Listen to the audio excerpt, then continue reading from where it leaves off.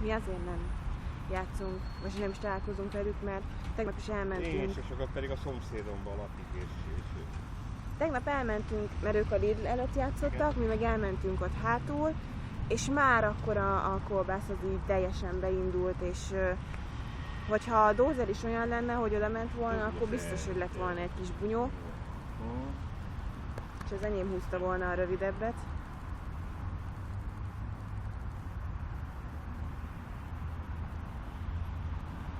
Na mi van, Hector?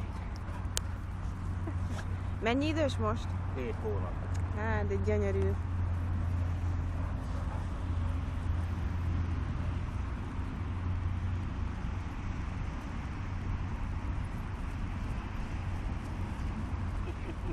Ő meg fetreng mindenkinek. Mi van? Ez mi lett ez a Szívútrahangon voltunk és leborotválták, ja, hogy... értem.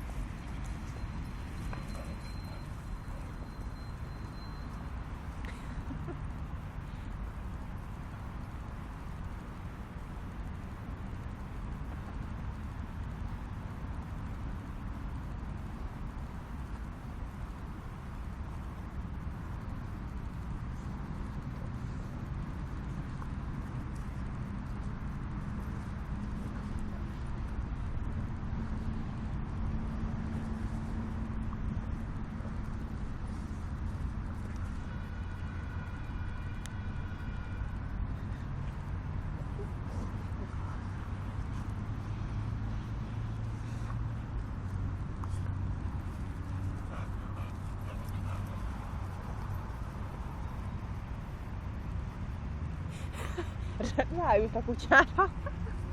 Kész.